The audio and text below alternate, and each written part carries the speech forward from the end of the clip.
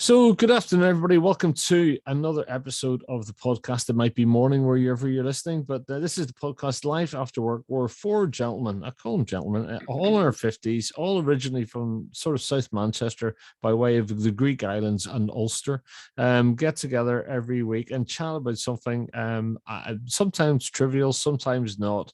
We've covered a lot of different subjects, and today, the four of us have decided to talk about, we're going to stay away from everything else that's going on in the world because, hey, we are no K80, we are no international correspondent. We're going to talk about something much more important and definitely trivial, is what's been the best invention to date so far in our lifetime, and what do we think in the future might be a game-changing invention in the future? All right. So today I've got with me the usual forecast. Mr. Paul Davies, the storyteller. I've got Ash Sharma and I've got Phil Harrison. Good afternoon, gentlemen. How are we all? Hey guys. All well. Very good, thank you. Again, if I can just set, you can disagree with this, but as a rule of these inventions, let's forget or ignore the fact of the internet. So we can't mention the internet. Let's see how far we get by that way, because that's obviously a magnificent and a bad thing, but let's stay away from that. Good. Right. So anybody want to offer up an invention up to this point in time that they think's been a game changer? I read the brief this morning and I was thinking about it and I thought, what do I like doing a lot? And where would we be without it? I was thinking, printing. If you look at the printing press, that no one was able. Well, I know a lot of people were illiterate and were not able to read, but the impetus to be able to read and what to read. I know it's a lot of it was the Bible and religious texts and that sort of thing.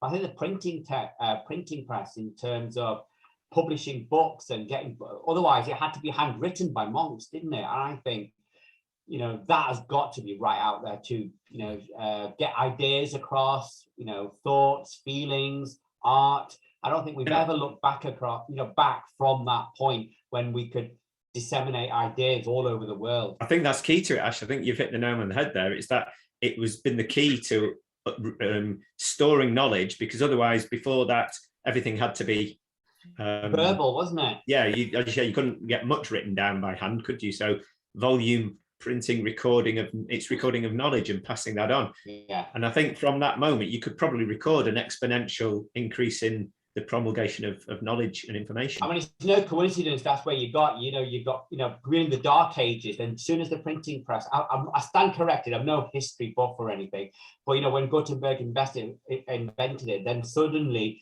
the Renaissance, you got science, then you got everything was questioned, wasn't it? We talk about astronomy and physics, and and then you could share your ideas with people all around the world, and they could have a look at it. There was no phone or anything like that. We could start printing maps and geography. Then people started to appreciate each other's ideas and argue about it, and then philosophy could go further. So I think that's quite good. I think that's almost like the internet, like you said there, Paul. I think it's like the internet version of what we had there. You mentioned it. I think we can actually stop this podcast now, because I don't think you're going to get much better than that. Actually, I think you went early, you went fast, and you went big. He did. He played his major poker hand there, didn't he? I think he was worried someone else would say it. My bloody idea of a plug just like diminishes into it doesn't even matter. And as for my skateboard, well, that's out the window now. But that is a really, I mean, the fact with the printing press, it's not just that. It did lead to all these, the books, the letters, the maps, the drawings, and then the establishment of libraries and libraries, knowledge. Everything was accessible to the public. You could go and learn to read. You could, it was like it expanded the intelligence of the world. So have nothing better to offer. Good afternoon to you, gentlemen. Paul, where would you be without a printing press? Exactly. Yeah. It's crazy. I was thinking more along the lines of Ronco's cut and dicer that they used to have out at Christmas. And he dices it, cuts it, slices. That's a Does good any of one. you boys, That's not bad. any of you boys remember Ronco? I do. Absolutely. I was in the realms of super glue, and Yoo-hoo. But yeah, totally trumped me in there. I think if we go around and see what everybody is, I think there could be a theme, a link between them. So Ash, you went big and you went for paper, you went for books, printing, the publishing of knowledge, right? Anybody else want to offer anything up? Well, I'm going to throw after much deliberation, and there are a lot of Ronco inventions that really had me on the edge. But I'm going to say, gentlemen, my best invention, if you can call it an invention, it was a discovery more, but an invention, penicillin. Penicillin was Is that from personal experience, Paul? Yes. Oh, talking of no, I'll show you that later. I've got a surprise to show you later. It's very cool. Yeah, I'm thinking Alexander Fleming, who discovered penicillin. That's a good shout. Yeah. It was a massive game changer in the world, wasn't it? The Black Death, all these different flus and viruses and ills that was killing off the world's population suddenly became a thing of yesterday because we had penicillin. So yeah, something like that for me would be a great discovery. Any clues as to what I think might have been a great invention? Plastic. No, the plug, the great British plug. Specifically the British one, Paul, or is this all European plugs as well? No, I have to say British because the BSA stamps, you see there, Philip. And these, is the CE stamp not good enough? Well, you're taking your life in your own hands when you're plugging these into any electricity here. I tell you, they could blow up at any second. Do you know what? I think you've got an extremely good point, though, because Ash, I think he's topped you here, because without the plug, how would Gutenberg have plugged in his printing press? Oh no! As they say in the mature circles of the invention, in your face, Ash, in your face. Right, Philip. I think Rod's just come out with a really good one as well, even though he's joking. Plastic.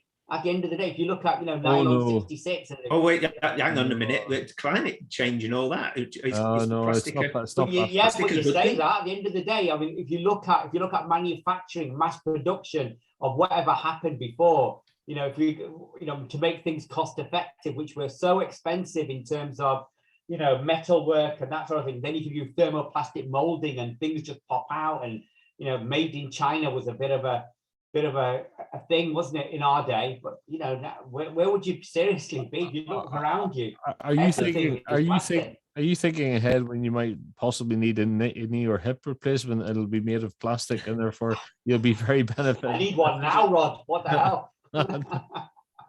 Go on then, gentlemen. Over to you, Rod and Phil.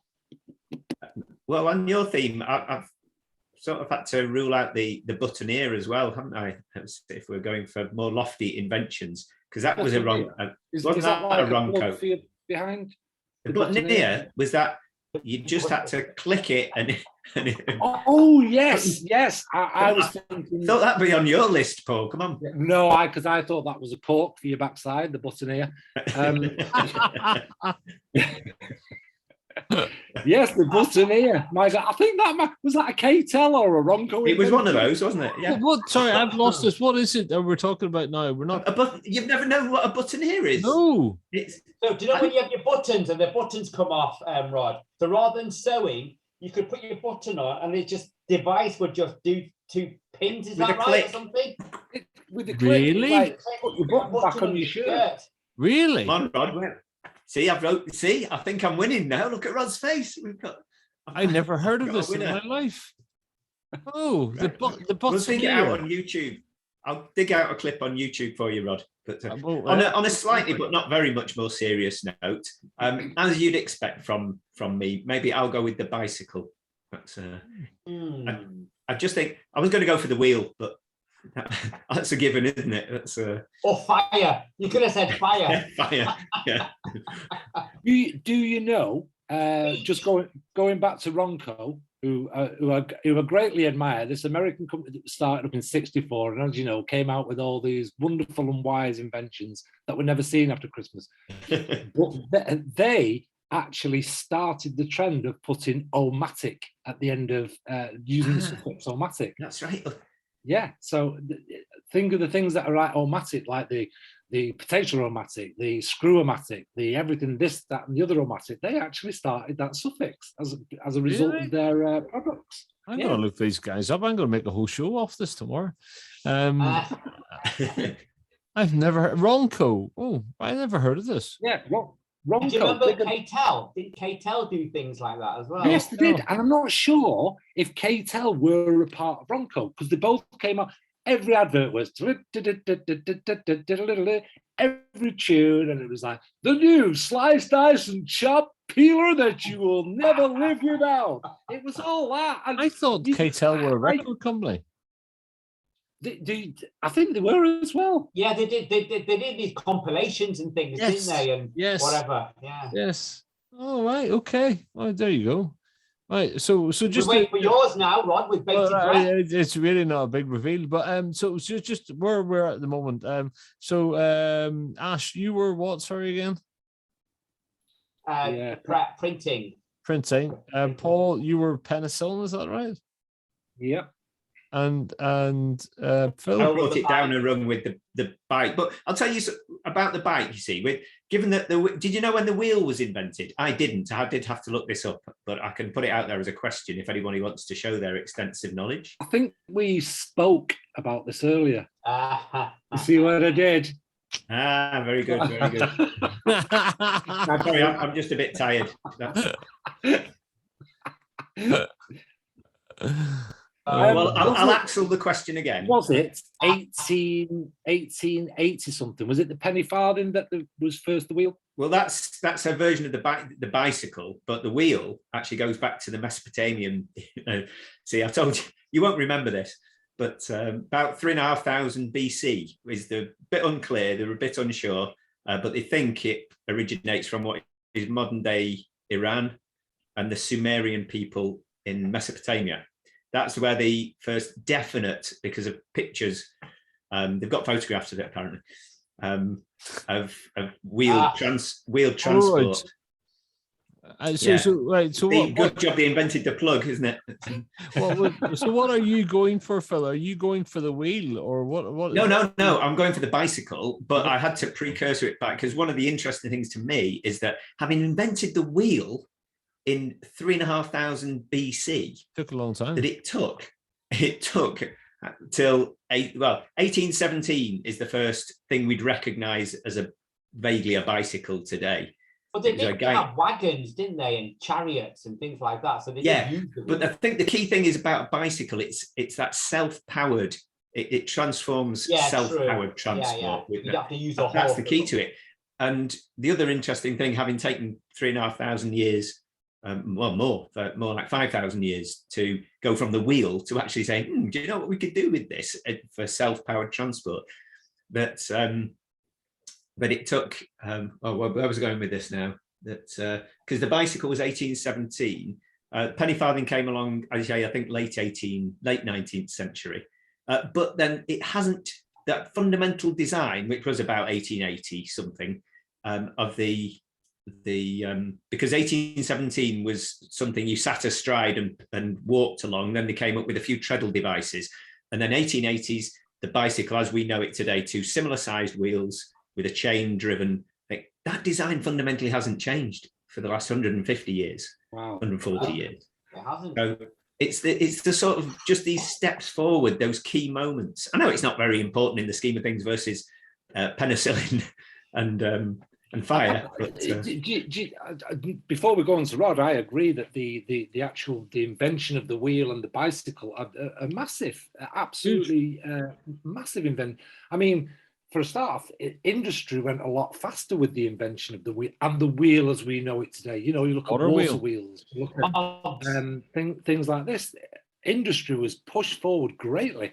The Egyptians, it is thought that they used a type of wheel, a rolling type of rock wheel to move the huge boulders to make That's the pyramids. right. They had sort of like logs, a set of logs, didn't they? Yeah, exactly. Rollers, more like rollers. Yeah. So yeah, I think it's a good show. It's a massive.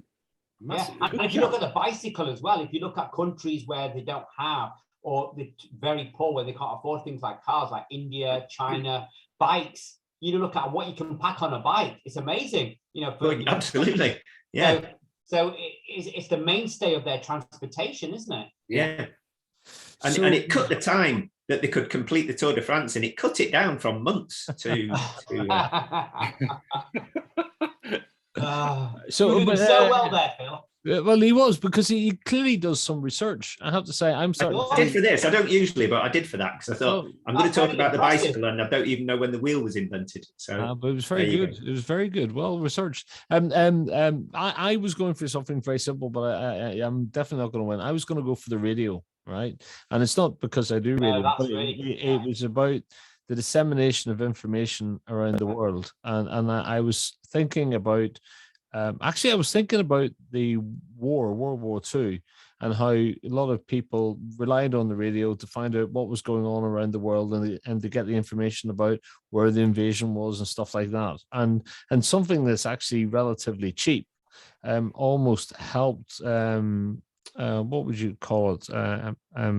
Liberate people, emancipate people with information. But I think what's interesting across this is that the access to information is in itself massive achievement, and liberates people, I guess it gives people empowerment, if you like, So anything that does that is no, you're absolutely right. Because if you think now that your printing press, Ash, in whatever it was, 17th century, 16th, 17th.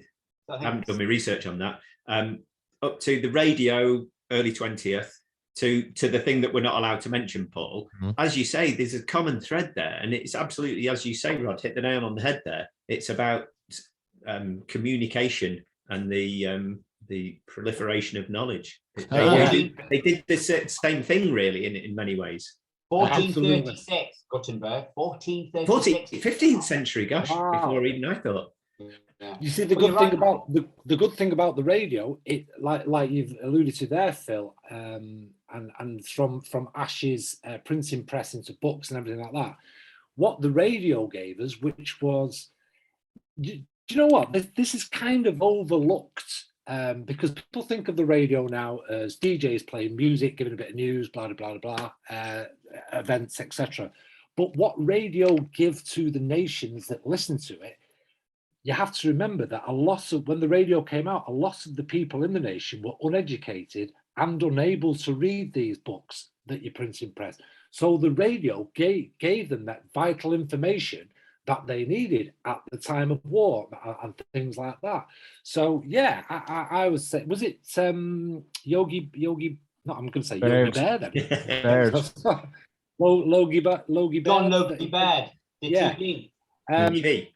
Cracking invention, in as much as it disseminated that knowledge to the people that perhaps couldn't read, or the people that could read, because you have to remember, getting hold of a book, as late as the 1920s was bloody difficult to do. There was a lot of books banned.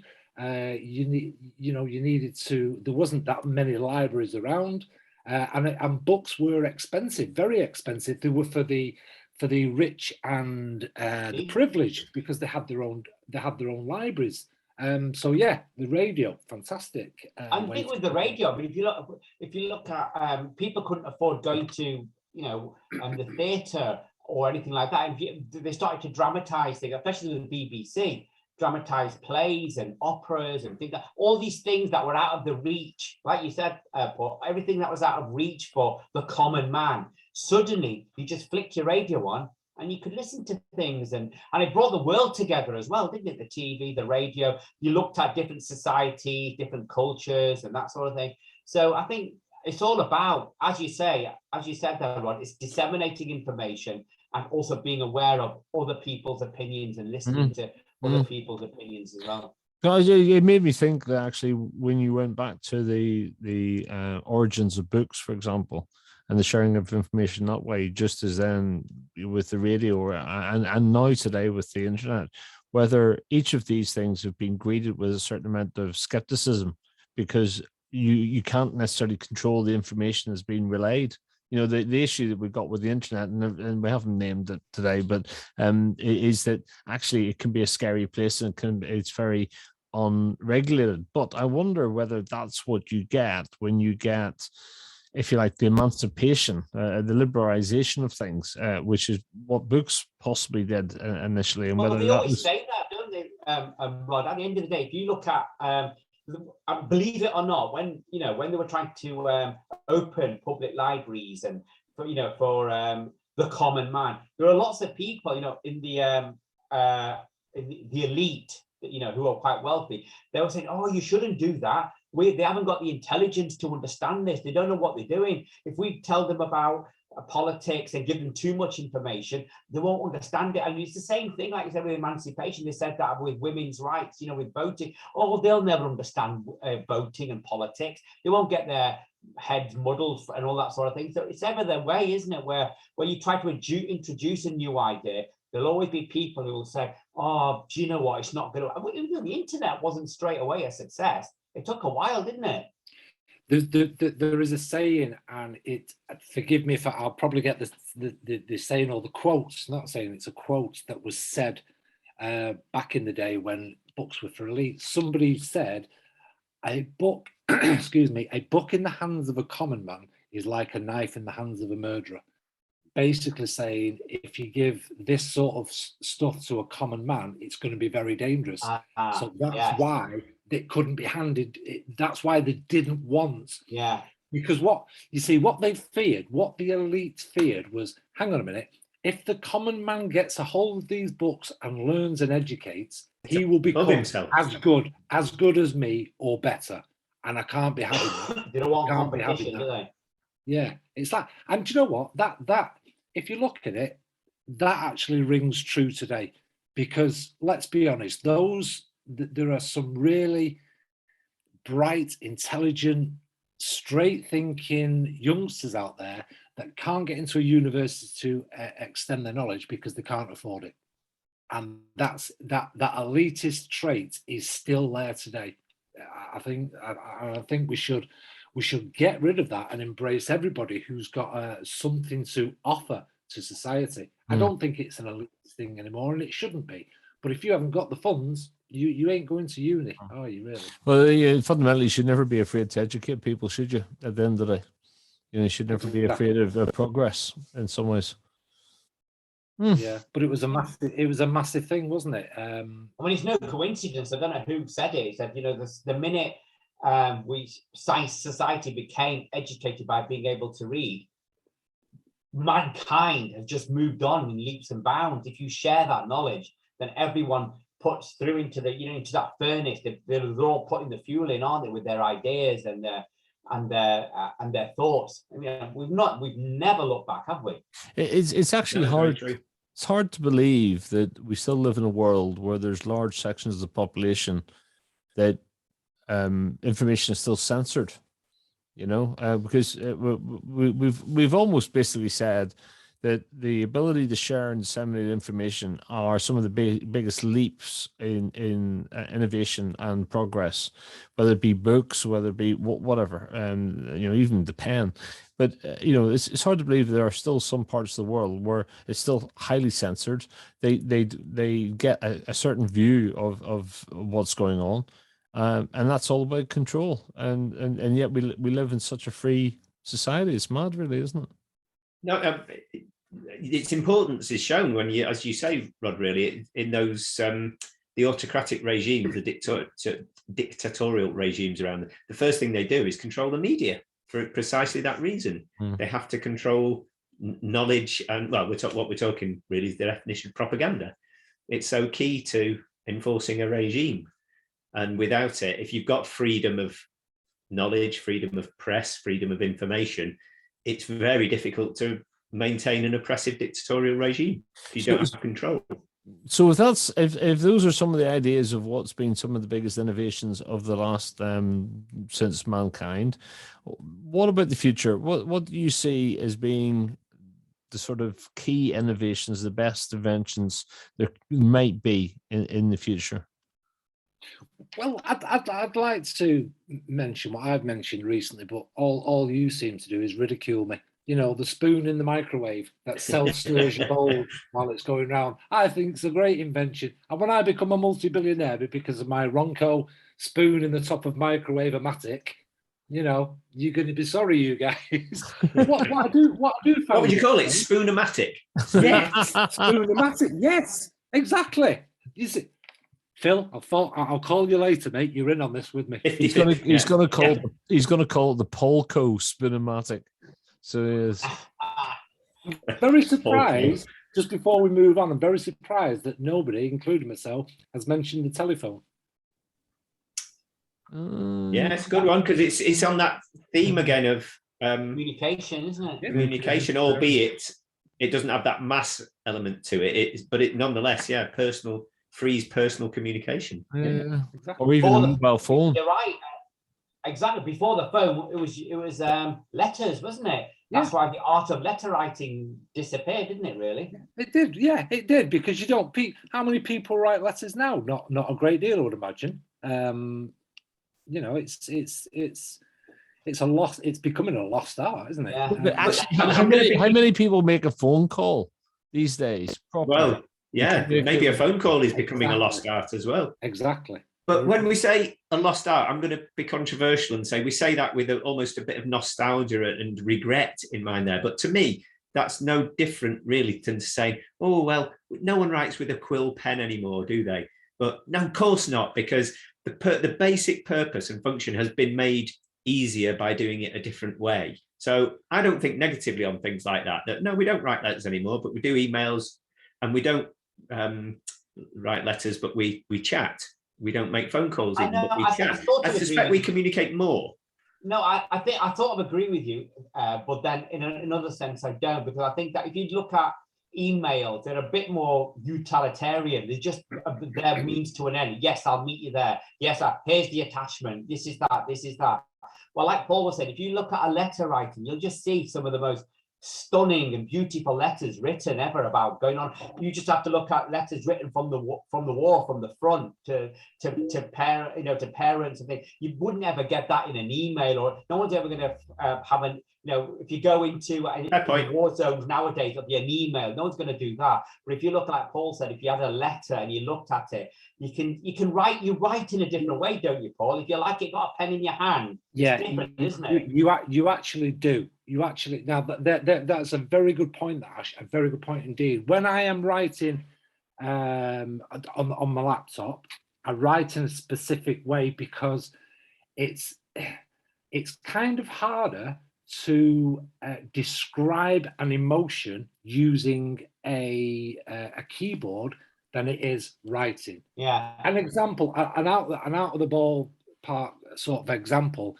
How many times can you put on an email or a text message a little arrow and a little thing saying a tear fell here?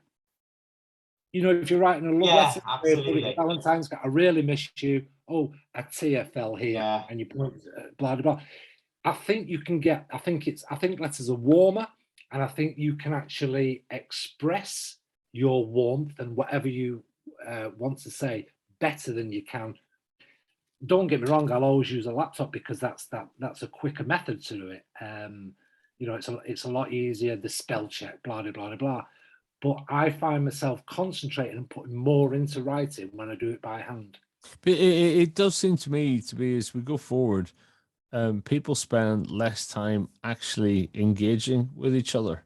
Like, you know, how many people now have, I mean, I still use the phone quite a bit. I phone my mum actually sometimes, most days when I'm out on walking the dog, and I phone a couple of my aunts once a week just to chat to them, because that's the best way to get them and whatever. But I know my kids' generation now, everything seems to be focused on Snapchat, quick, you know, not very much information, just enough. It's all focused on efficiency rather than effectiveness or engagement. you know? Yeah, it is very much so. I mean, letter writing, you write the letter, it might take you an hour if it's a long letter, then you've got to take it to the mailbox, you post it might take 2, 3, 4 days even to get to the recipient, who will then read it and then write back to you.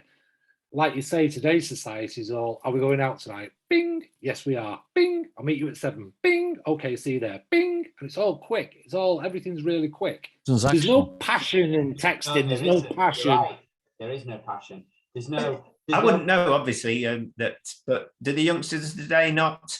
Yes, they'll do that type of communication, but would they not communicate? A young man who's just met a young lady or similar, would they not express themselves just via text in a similar way that you might have done in the old days in the letter? I don't know. I heart you, LOL. Doesn't have the same ring. Doesn't have the same ring. You know, you often get these voice memos, right? So you can get voice memos on what is it, the platform I'm using currently at the moment? I can't remember. I got a voice memo. WhatsApp. I know where you live. Yeah. But the funny thing is I get voice messages from some people I'm collaborating with, and they can go on for like 2 minutes, you know, and it's while they're walking somewhere and they haven't got time to tap, and they'll send you a voice message, and you sort of think, I can't be bothered listening to this and trying to, you know, and then you speed it up 1.5 or 2, whatever, and you get to the point, you know. So it's I don't know. It is what it is, isn't it? It's just we can sound very old-fashioned, but it's almost like the art of communication has been lost. It's become very transactional. It's just about get enough across, and there's no room for interpretation. You know, it's very matter of fact, right? So going forward, right? What do you think the world needs going forward? What's going to be the seminal invention or one of the most important things that we can have in the future? Well, do you think? Well, I was thinking, you know, they were talking about, I've got to get this right, this fusion. I think it's fusion. They talk about nuclear fusion. They talk about it's going to create boundless energies. They're getting to the point where they can actually, you know, they're going to get to the point where they're going to be able to do that. And that would be a game changer if they manage to do that in terms of energy and, you know, all global warming and that sort of thing. So hopefully, I don't know if it's going to be in our lifetime. Hopefully it will be. But if they do manage to do that and extend that properly and they can control it, that's going to be amazing. That's a good one. I like that. Anybody got any others? I would like to be able to, and I know this is still being tested in, I think it's Switzerland, where they're firing ball bearings around a mountain to try and achieve the speed of CERN? light. Is that CERN? Yeah. Is it? I'm not sure where it is, but yeah, I would like to be around. I don't think I will be around when they get to that point, but the speed of light, going to that fourth dimension, jaunting like the Tomorrow People did, you know, I'll come and see you in a minute, Phil. And there I am, suddenly transported into your house. That'd be amazing. Oh, that would be good. Okay. Right, Phil. Why can't you do it? Why can't you do it? Because, sorry, just let me. 3D printers we have now, going back to Ash. Nice printer story. 3D printers. You could actually do a 3D printer of me, and I'll be there in your house. That's a spooky thought. Why not do it with a human body?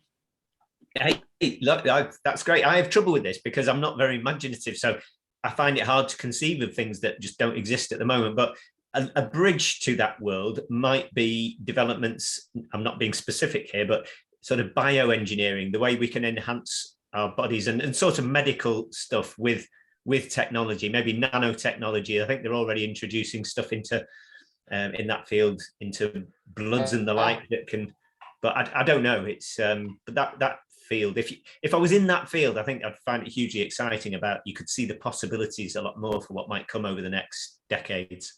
Yeah, medicine's going to be amazing. If we're looking at personalized medicine, whereby we just like we're going on about penicillin before there, Paul, where it's just generic, it's for everyone.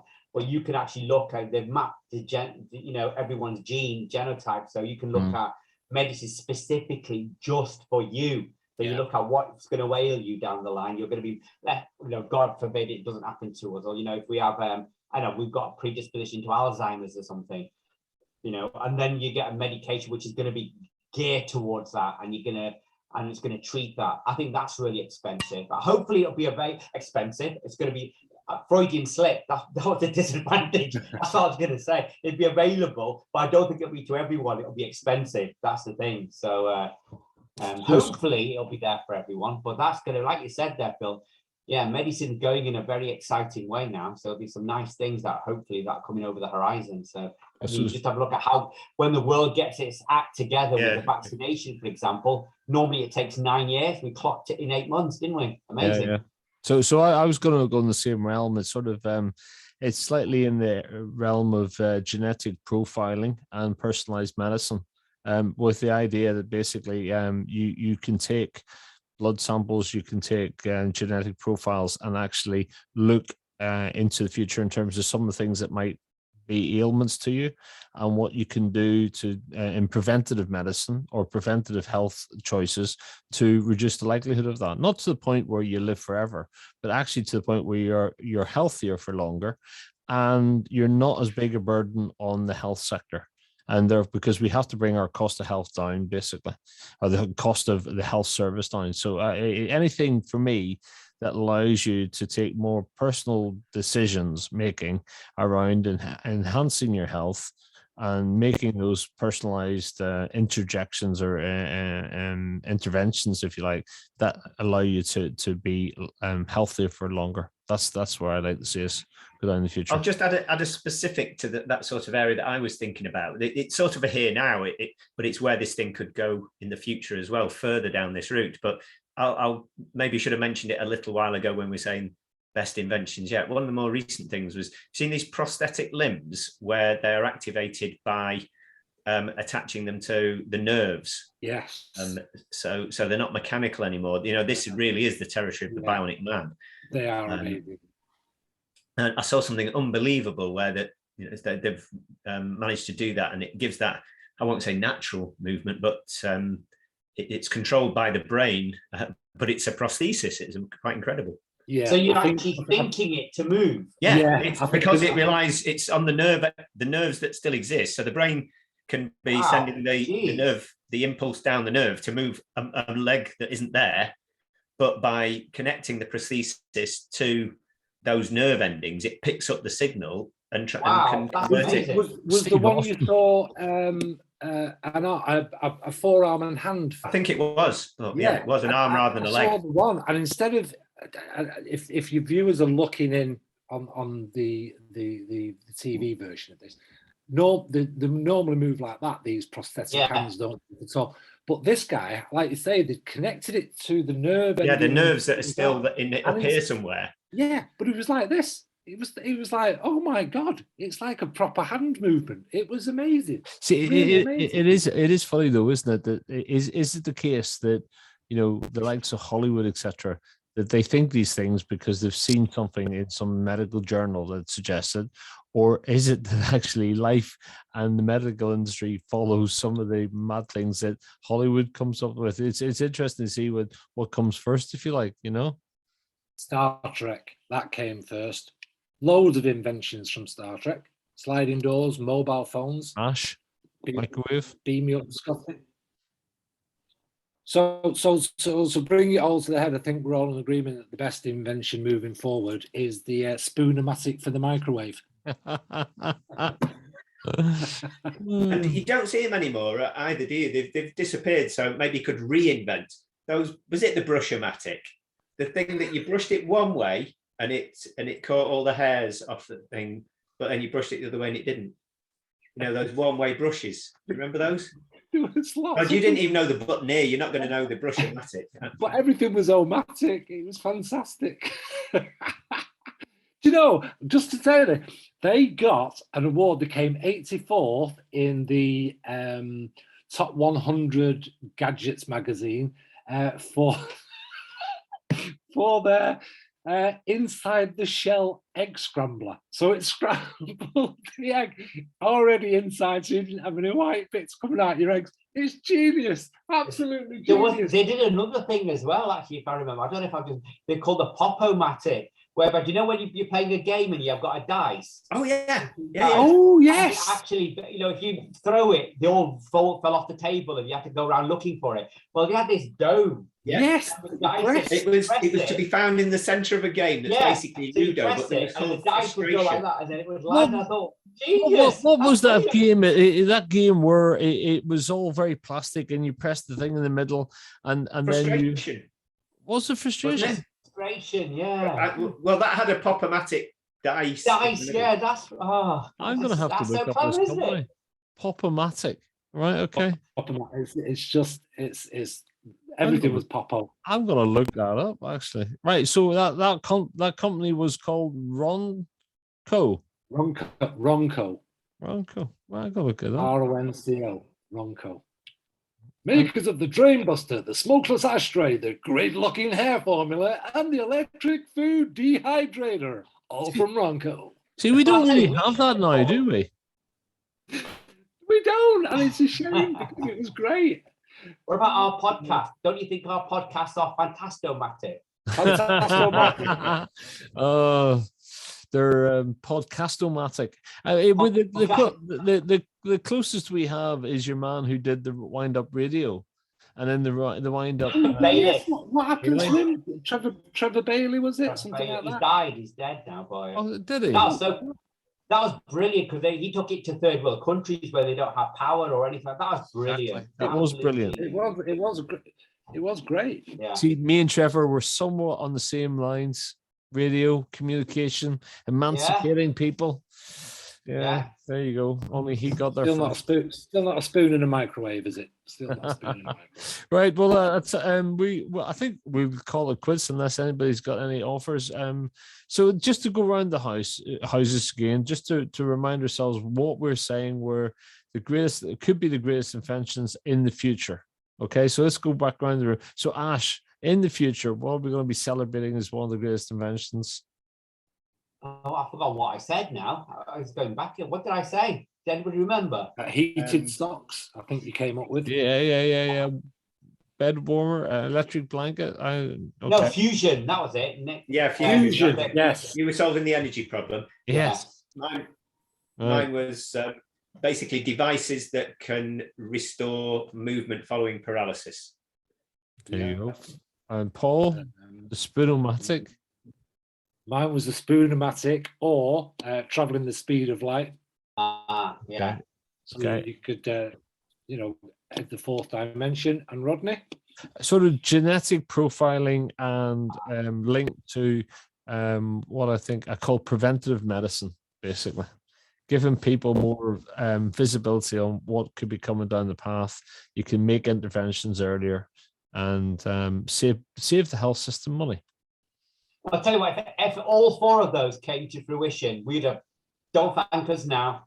We are just amazing, aren't we? The only one I think won't come to fruition in our generation is the speed of light traveling. Yeah. However, the Spoonomatic from all good retailers, including WH Smith and Woolworths, will be available this Christmas. Hey, don't forget, Paul. Phil's got dibs on that as well. Yeah. Just gave you a bit of an idea for somebody. You heard it first and here. It'll probably be brought to you by the wonders of Rodco. Video Ultico. There you go. Well, look, it's really good to see you guys. And as I always say, I think sometimes the chat we have off air is better than what we have on her. I think this wasn't too bad at all, actually.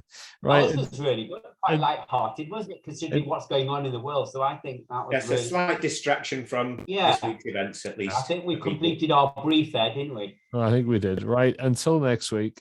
See you soon, guys. Have a great week, guys. Have a great week.